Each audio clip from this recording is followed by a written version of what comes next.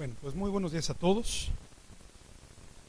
Bienvenidos a Soluciones Fiscales. Gracias por acompañarnos el día de hoy, por desmañanarse y por participar de este evento el día de hoy.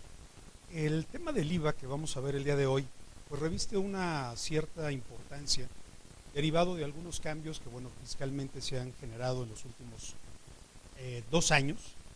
Y creo que concretamente, pues el tema que a lo mejor nos llama muchísimo poderosamente la atención de este tema concretamente, bueno, aparte de revisar el procedimiento y los requisitos para acreditar, para poder llevar a cabo la presentación del pago del impuesto, los procedimientos de cálculo, los requisitos que debemos de cumplir para efectos del acreditamiento, pues obviamente el tema que llama la atención es el famoso EPIVA. Esta famosa declaración que ha llamado a mucha gente la atención porque está ahí, pero no la conocemos. Y muchos de nosotros pues estamos esperando a que el SAT publique algo.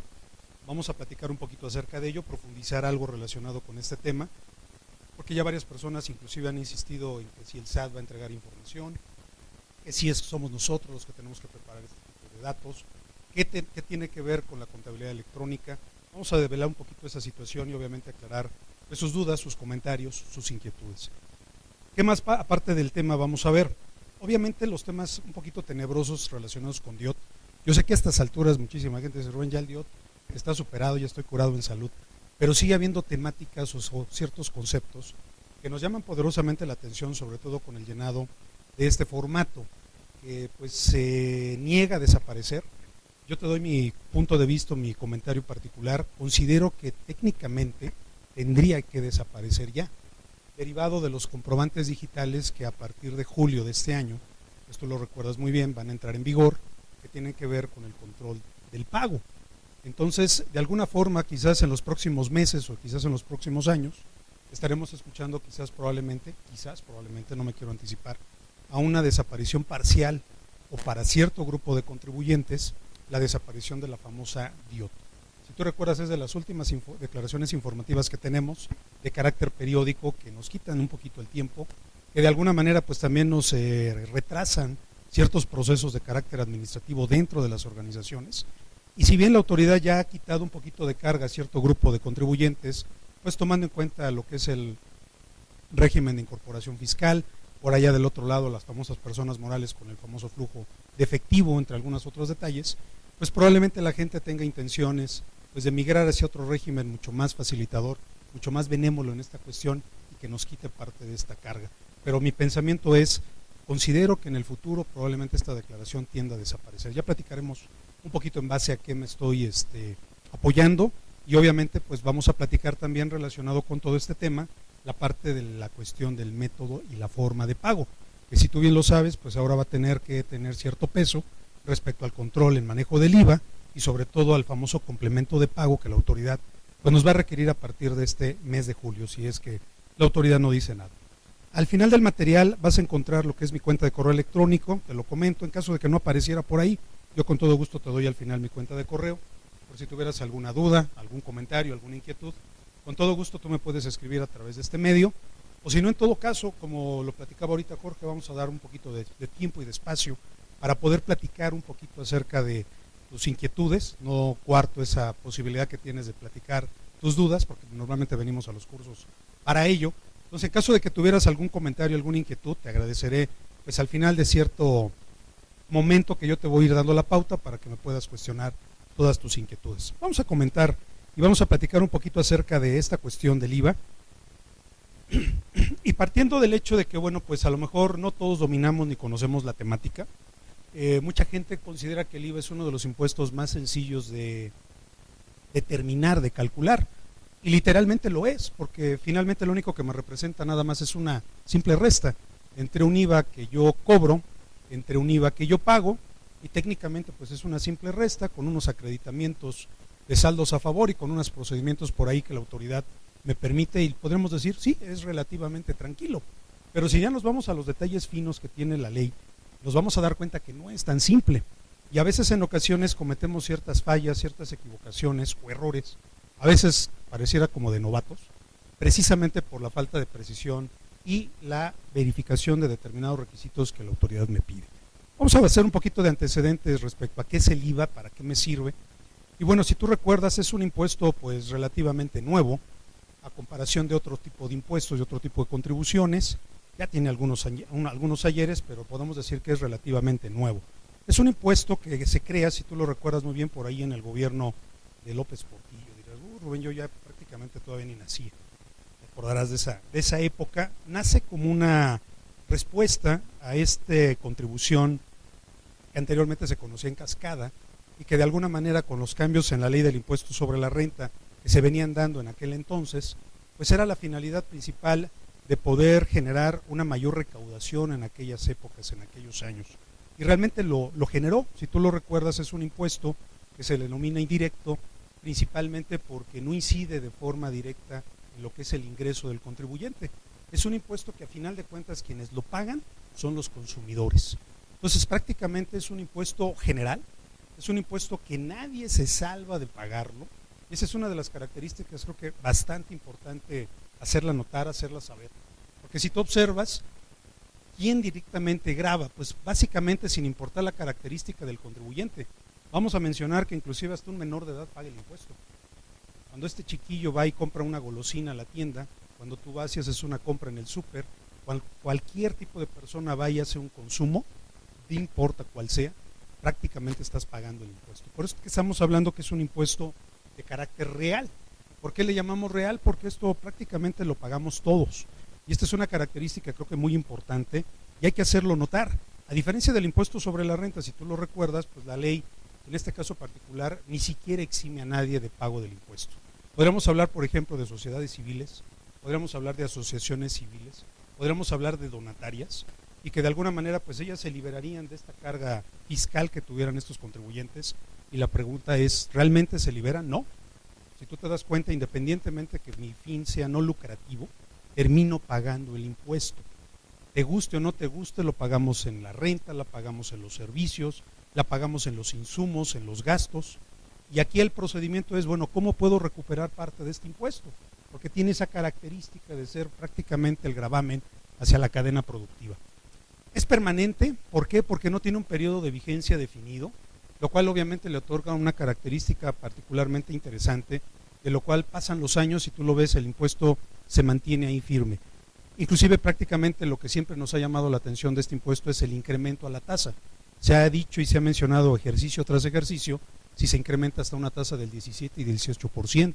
Por ahí se llegó a cuestionar y se llegó a especular si los medicamentos, por ejemplo, si algunos alimentos de la canasta básica se podrían llegar a gravar. Esta situación ya ves que es año con año la misma situación. ¿Por qué? Porque es un impuesto muy sencillo de determinar, la autoridad lo recibe de una manera muy sencilla, de una manera muy fácil y prácticamente nadie se salva de pagarlo. ¿Por qué hablamos de que es regresivo el impuesto? Principalmente se da porque las personas obviamente no tienen relación con su riqueza que poseen. Si tú recuerdas, por ejemplo, la ley del impuesto sobre la renta te grava a quien más ingreso tiene. Es una característica muy particular, entre más ingreso tengas, más impuesto pagas. Aquí se supone que aunque no tenga dinero y yo siga consumiendo, el impuesto se sigue pagando. Esa es una de las características interesantes de la contribución, por eso de la característica del término de regresividad. Vamos a los elementos estructurales. Estas características nos van a apoyar un poquitín en estos pequeños cuadros que te preparé, con la finalidad de entender bien a bien quiénes estamos obligados, bajo qué momento, bajo qué sentido paga el impuesto al valor agregado. Si tú recuerdas, los elementos estructurales son básicamente 4, por ahí algunos autores llegan a manifestar un quinto elemento que es el periodo de pago, pero técnicamente estamos hablando de lo que es el objeto, el sujeto, la base y en este caso nuestra tasa. Y bueno, tenemos en primer lugar, el artículo primero define prácticamente todos estos elementos. Como puedes ver, el sujeto son prácticamente todos los contribuyentes, tanto personas físicas como morales, pero con una característica muy particular. En territorio nacional realicen actos o actividades que están relacionadas con esta situación de la causación del impuesto. Por lo tanto, aquí estarán incluidas lo que yo te mencionaba, las sociedades y asociaciones civiles, los menores de edad, la gente de la tercera edad. Aquí no importa quién realice o cómo sea tu condición social. Prácticamente todos pagamos el impuesto. Por eso que la autoridad aquí no hace ninguna excepción. Somos todos los contribuyentes, pero con una característica, que el consumo y el pago del impuesto se genere en territorio nacional. Por eso es que normalmente cuando ves a un extranjero el extranjero tiene esta característica, ¿no? Que por ejemplo el turista extranjero que viene a gastarse sus dolaritos, sus euros, aquí a territorio nacional, tiene la posibilidad de que se le pueda devolver este impuesto que paga, puesto que ellos no son personas físicas, personas morales, residentes en el país. Por eso es que este impuesto a ellos se les da la facilidad de podérselos devolver. Posteriormente tenemos el objeto dentro del mismo artículo primero.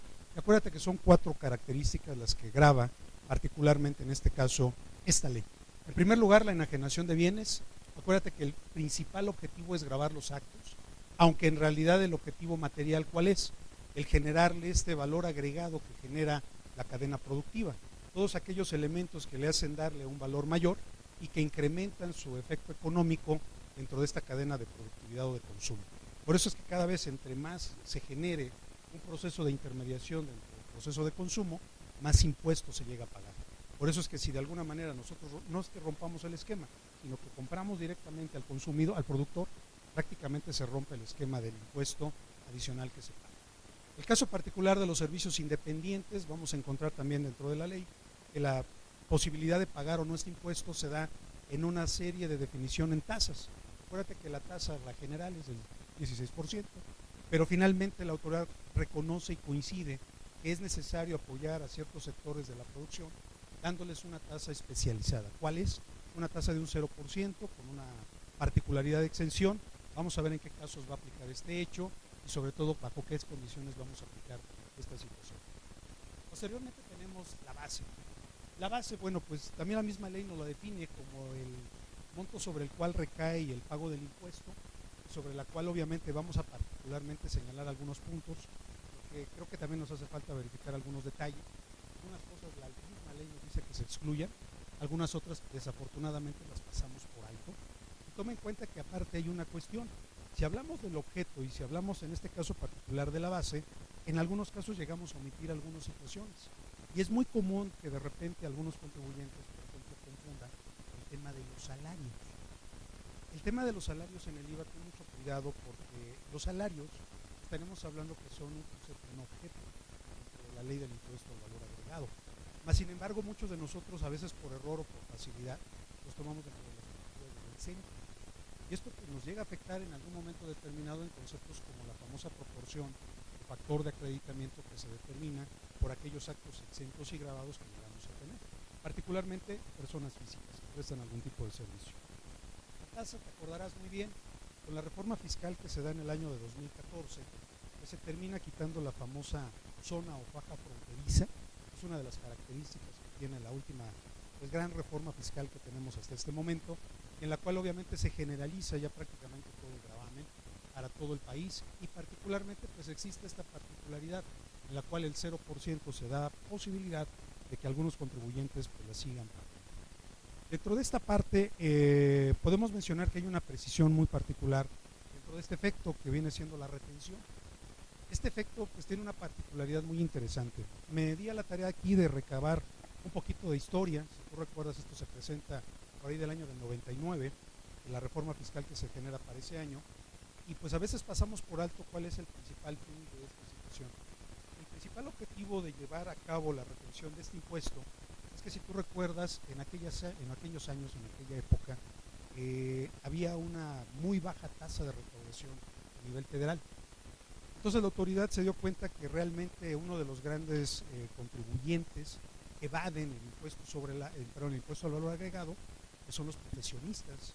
Es un sector que verdaderamente le cuesta mucho trabajo fiscalizarlo, junto con otro tipo de sectores, como podríamos hablar de los profesionistas, como podríamos hablar de los transportistas, de algún otro sector. Entonces, si tú observas, aquí te puse una pequeña parte de la exposición de motivos, y principalmente es ese, tratar de reducir la evasión fiscal a un sector difícil de fiscalizar. Esto habría que analizarlo ahora con los cambios que se van a dar en materia de comprobantes digitales, porque técnicamente ya no sería imposible fiscalizar a un contribuyente pequeño, a un contribuyente mediano o a un pequeño negocio, porque gracias al CFDI la autoridad tiene prácticamente en tiempo real los elementos para determinar si efectivamente el contribuyente está pagando un impuesto y si de alguna manera realmente incumple con esta obligación de carácter fiscal. Pues vamos a ver si realmente más adelante, no creo, lo veo muy difícil, que también pudiera llegar a desaparecer la figura de la retención. porque si tú bien lo sabes, pues la autoridad por ahí tiene un elemento muy interesante hacia los pequeños contribuyentes, ya te mencionaba algún tipo de sectores, que le da precisamente la posibilidad de recabar un poco más de impuesto. Entonces, no lo deja al aire la autoridad, pero sí se percata de que efectivamente pues hay ciertas condiciones. Hay que recordar algunos detalles aquí, sobre todo en materia de retención. Si tú lo recuerdas, pues ¿quiénes estamos obligados? Pues estamos obligados las instituciones de crédito que adquieran bienes, las personas morales que reciban servicios personales de carácter independiente. Aguas con esto. Estamos hablando de servicios personales, no de profesionales, lo cual obviamente lo hace más amplio. Nosotros siempre nos quedamos con la idea de que el servicio es profesional e independiente. No, habla de servicio personal. Y es muy diferente. Por eso es que ahí, por ejemplo, encontramos al comisionista. Es un servicio de carácter personal independiente. Por eso es la condición. Toma en cuenta ese pequeño detalle. También las personas morales que adquieran desperdicios con un fin de carácter industrial o de comercialización. También tenemos a las personas morales de servicios de autotransporte de bienes. Posteriormente tenemos los servicios prestados por comisionistas cuando estos sean prestados por una persona física. Las personas morales o físicas que adquieran bienes tangibles y los usen o gocen de manera temporal y que posteriormente se enajenen o otorguen este tipo de beneficios a residentes en el extranjero, pero obviamente con la característica de no tener una residencia permanente dentro del país. Este tipo de situaciones, por ejemplo, es muy importante tomarlo en cuenta. Ya nos hemos habituado a que prácticamente cada vez que pagamos conceptos como el arrendamiento, conceptos como los honorarios, conceptos como las comisiones, el transporte de carga federal, pues está sujeto a esta tasa de retención. Pero es importante señalar, por ejemplo, quienes no tendrían que llevar a cabo este tipo de retenciones. Y, por ejemplo, aquí la misma ley me señala en el artículo 1A algunas precisiones. Por ejemplo, no efectuarán la retención las personas físicas y morales que están obligadas al pago, ojo, cuando solamente de forma exclusiva te dedicas a la importación de bienes. ¿A qué te refieres, Rubén? Que solamente una empresa que particularmente se dedica a traer mercancías del extranjero y que no tuviera ninguna otra obligación, no tendría por qué pagar en este caso particular o aplicar, en este caso, la retención respectiva. Otro caso es también la sustitución del enajenante que se da sobre la prestación del servicio. Toma en cuenta ese detalle porque de repente muchas personas se niegan a que les retengan el impuesto respectivo. Estas famosas 2/3 partes, este 4%, y a veces te dicen, no, es que yo no quiero que me hagas la retención. Y de repente a ellos se les ocurre, es que te voy a dar ahora una factura. Y nos quedamos todavía con ese pequeño vicio.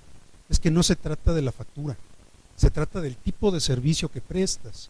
Si está tipificado dentro de la ley y del propio reglamento, el artículo 3, tenemos la obligación de llevar a cabo la retención. Todavía tenemos eso en la mente, de que si por motivos del concepto de que tú expides el comprobante, tenemos posibilidades de evitar la retención respectiva. Acuérdate que aquí pues es algo muy delicado porque también existe una responsabilidad de carácter solidario. Entonces, por lo tanto, te harías acreedor también a esta sanción por parte de la autoridad en caso de que no llevaras a cabo la retención, pero también tendrías el problema también relativo a la deducibilidad. Toma en cuenta que esta parte va muy de la mano con los requisitos en materia de deducciones, de acuerdo con el artículo 27, fracción quinta de la ley del impuesto sobre la renta. Entonces, es muy importante tomar este tipo de elementos para evitar, por ejemplo, algún amigo, alguna amistad, es que es mi cuate, ¿no? Es un amigo de la escuela y que de repente me dice, oye, no me hagas la retención y te doy una factura. Es que no se trata de ello, sino porque estaríamos viciando de hecho la operación, porque no estaríamos hablando concretamente de ese servicio en particular. Me dice la autoridad que la retención se efectuará en el momento en que se pague el precio o la contraprestación y sobre lo efectivamente pagado. Fíjate que aquí también tenemos otro vicio particular. Cuando nosotros, por ejemplo, recibimos por parte de un prestador de servicios, de un arrendador, este comprobante, no sé si te ha pasado que él ya te manda el comprobante con el IVA retenido. Dices, pues así debe de ser, ¿no, Rubén? Pues en teoría sí, pero siempre y cuando tuvieras la certeza que lo vas a pagar en el mismo momento. Pero si yo te mando un recibo que te voy a pagar hasta dentro de 2 meses, perdóname, no tendría por qué haberte trasladado ni siquiera retenido el impuesto. Porque acuérdate que el impuesto se retiene en el momento en que se paga. Entonces, técnicamente el recibo de honorarios estaría mal. Oye, ¿y entonces cómo tendría que ser un recibo tradicional de honorarios? Pues yo simplemente, ahora con el nuevo comprobante que vamos a ver circular ya a partir de julio, se supone que yo voy a manejar un subtotal, un IVA y un total. Oye, ¿cuánto me vas a cobrar por los honorarios? 1,000 pesos más IVA. 1,160. Oye, perdón, ¿y la retención del IVA y la retención del impuesto sobre la renta? No tendría por qué aplicarlo. ¿Motivo? No te lo he pagado. Salvo que tenga la certidumbre que realmente me vas a pagar en el momento. Si realmente sé que me vas a pagar, o inclusive primero me pagas y ahora estoy obligado a darte el comprobante, entonces sí, con todo gusto. Te desgloso el IVA, te señalo el monto del servicio y por supuesto que te aplico las 2/3 partes y el 10% del impuesto que generalmente no hacemos. Oye, y eso, Rubén, se supone que lo debimos haber hecho ¿desde cuándo? Desde siempre. Desde que se modificó la ley, como nosotros la conocemos actualmente, que tú la llamas por flujo de efectivo. Y que técnicamente hasta que el momento que te pagan, o que por lo menos se da por satisfecho este requisito, el interés del acreedor de haber cumplido por parte del deudor esta condición de pago, pues te permitiría en un momento dado desglosarlo. Entonces fíjate qué detalles, ¿no? ¿Por qué nos llama la atención ahora esto? Porque va a haber un comprobante de pago. Entonces, ¿en cuántos momentos se va a dar este CFDI? Se va a dar en 2 momentos. Técnicamente yo te tendría que dar un comprobante fiscal por la devengación de mi honorario. Yo ya te di el servicio, yo ya te generé la revisión parcial de una auditoría, yo ya te generé a lo mejor un cierto trabajo, pero no me estás pagando. Entonces yo reconozco en primera instancia la operación. ¿Hasta dónde, Rubén? Hasta aquí. Y con posterioridad yo tendría que reconocer en un segundo momento el comprobante de complemento de pago. Vamos a ver cómo funciona esto y qué tan bien le da resultado a la autoridad, porque puede generaros muchas inquietudes. Ya por ahí muchas personas inclusive se están un poquito preocupando porque estamos haciendo mucho énfasis en este sentido. No nada más un servidor, varios colegas, varios contadores están haciendo esta observación. El comprobante fiscal les estás desglosando un impuesto que no debería de ser. Toma en cuenta ese pequeño detalle, nos puede generar un poquito llamadas de atención, pero también un poquito de inquietud entre el cliente. Porque ¿qué pasa, por ejemplo, si yo le mando un recibo de honorarios sin el IVA desglosado? Me lo va a echar inmediatamente para atrás. Oiga, contador, su comprobante está mal. ¿Y ahora por qué cambió de parecer? Ah, es que creo que me dijeron que estaba mal hecho el comprobante. Vamos en esos detalles, ¿no? Entonces tómalo en cuenta porque estos puntos pues, sí nos van a afectar ahora con la nueva entrada en vigor de los nuevos CFDIs. ¿Vamos bien? Me dice la autoridad, contra el entero de la retención no se podrá realizar acreditamiento alguno, compensación o disminución alguna. Toma en cuenta este gran detalle. Acuérdate que el impuesto al valor agregado retenido tiene esta característica, es prácticamente intocable. La cantidad que retienes es la misma cantidad que tú le pagas al fisco. No está sujeto a ningún movimiento de operación interna, compensamiento, aplicación, acreditamiento, como tú le quieras llamar. Está tal cual la cantidad que tú retienes, ya está pagada, es la cantidad que le tienes que pagar al fisco. Tómalo en cuenta porque también, no sé si recuerdes, la autoridad ya ha ido haciendo adecuaciones al formato de declaraciones y pagos, pero en las versiones antiguas del formato de declaraciones, no sé si recuerdas que en el detalle o en el desglose de este concepto, daba un poquito a la pauta del error, de que te daba la posibilidad, porque abría los campos dentro de este formato, para poder disminuir el impuesto al valor retenido, lo cual permitía, o por lo menos hacía creer al contribuyente, que una cosa es lo que decía la ley, y otra cosa es lo que el formato decía. Sí, pero en realidad yo me voy a pegar a lo que dice ley, no a lo que dice el formato. Aunque te diga el formato que lo puedes acreditar, aunque puedas disminuirle, aunque puedas compensarle algún tipo de concepto, no lo vas a generar. ¿Por qué razón? Porque lo establece la propia disposición. Muy bien, si tú recuerdas, el artículo tercero y cuarto del reglamento nos permiten disminuir en montos inferiores la tasa de retención. Técnicamente la tasa debería de ser la misma cantidad que de IVA nosotros trasladamos. O sea, por ejemplo, si yo cobro un IVA de 160 pesos, la persona a la que le presté el servicio, el prestatario, tendría que retenerme los mismos 160 pesos técnicamente. Pero afortunadamente el artículo número tercero y el artículo número cuarto de la ley del IVA, el reglamento de la ley del IVA, permite que la tasa de reducción se disminuya. Nada más haciendo un poquito el recordatorio, te recuerdo que los servicios profesionales de comisión mercantil y de arrendamiento de bienes, pues se reduce a 2/3 partes. O sea, la autoridad me libera de 1/3 de esta retención para los efectos del trato. Y en el caso del transporte de carga, de transporte terrestre de carga, pues equivaldría a un 4%, lo cual obviamente también para organismos descentralizados que reciban este tipo de servicios aplicará exactamente el mismo porcentaje. Entonces tómalo en cuenta porque finalmente es una de las preocupaciones que a veces se nos dan y sobre todo porque a veces esta labor, esta actividad la dejamos recaer pues en auxiliares contables que muchas veces pues nosotros confiamos en ellos de manera casi ciega y a veces de repente se nos llegan a ir ciertos tipos de detalles. El otro punto tiene que ver con el mismo impuesto retenido, que es el acreditamiento. Ese es otro de los problemas que también a muchos contribuyentes les ha dado muchos dolores de cabeza. Si tú recuerdas, el problema que tenemos con este impuesto, creo que la ley es clara, pero algunos contribuyentes lo interpretan diferente. Lo tenemos en el artículo 5, en la fracción, perdón, ahí es la fracción 4, donde me dice la disposición que para poder acreditar este impuesto, pues yo tengo la posibilidad, en primera instancia, de pagar el impuesto retenido y obviamente con todo derecho a poderlo acreditar, pero en el periodo siguiente. ¿Qué pasa cuando no pago el impuesto, Rubén? Yo creo que esa parte también es algo no muy bien atendido. Ahora con los comprobantes digitales va a quedar esto prácticamente expuesto y sobre todo también aclarado en algunos momentos, porque si tú recuerdas, estas 2/3 partes de lo cual, pues obviamente yo todavía no pago, pues obviamente me dice la autoridad lo acreditas hasta el mes siguiente.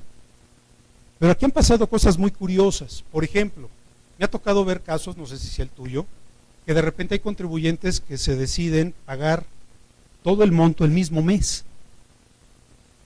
A ver cómo está eso, Rubén. Con la finalidad de poder acreditarlo más rápido, lo que hace el contribuyente es que si yo, por ejemplo, tuve una retención en el mes de marzo, la retención la pago en el mismo mes de marzo. Dice la autoridad, muchas gracias, gracias por contribuir, pero no sé qué diablos es esto. Te agradezco por pagarme, pero no sé qué me pagaste. Por lo tanto, yo te espero con la retención respectiva el próximo mes, ahora que te corresponda tu pago. Entonces, por lo tanto, lo que hicimos de manera errónea, de manera imprecisa, pues es haber generado un pago indebido, en términos de lo señalado bajo la propia disposición, que si tú lo recuerdas, tengo al 17 del mes siguiente para poder pagar dicha cantidad. Entonces esto nos genera muchas inquietudes, entonces hay que cuidar mucho este elemento, obviamente sin dejar de tomar en cuenta los datos que son relacionados o están relacionados con la parte de la deducibilidad. Acuérdate que inmediatamente esa cantidad de las 2/3 partes, de las cuales no pagarías en su debido momento, pues en automático el honorario sería totalmente no deducible. Entonces tómalo en cuenta para estos fines, aunque la ley del impuesto sobre la renta te da algunas facilidades, pero acuérdate que esos son en materia de impuestos sobre la renta. Entonces técnicamente perderíamos el derecho a la deducción. Entonces toma en cuenta los honorarios, el arrendamiento, los transportes de carga federal. Muy bien, ¿aquí alguna duda, alguna pregunta, señores? ¿Todo bien? Perfecto. Vamos a esta parte interesante, que es lo efectivamente cobrado y los medios de pago. Esto es lo que quizás ahorita vamos a ponerle mayor interés, mayor énfasis, sobre todo por los famosos CFDIs. Si tú recuerdas, también la ley del IVA nos señala, particularmente en el artículo 1B, pues algunas características de estas condiciones y particularmente de esta situación sobre el cobro efectivo. Y en el caso particular del artículo 1B, en su primer párrafo, puedes observar lo que me dice la disposición. Me dice la ley que se consideran efectivamente cobrados las contraprestaciones cuando yo las reciba en efectivo, cuando yo las reciba en bienes y cuando yo las reciba en servicios. O sea, es la gama de la cual me da la posibilidad del fisco de poder recibir un pago. Posteriormente me dice la autoridad, salud, cuando yo recibo un anticipo, cuando también yo reciba algún tipo de depósito, y fíjate cómo la autoridad y el legislador pues genera un término amplio para no generar incertidumbre. Dice cualquiera como le llames. No importa cómo lo definas, simplemente lo que yo vea depositado en tu cuenta bancaria, llámale como le llames,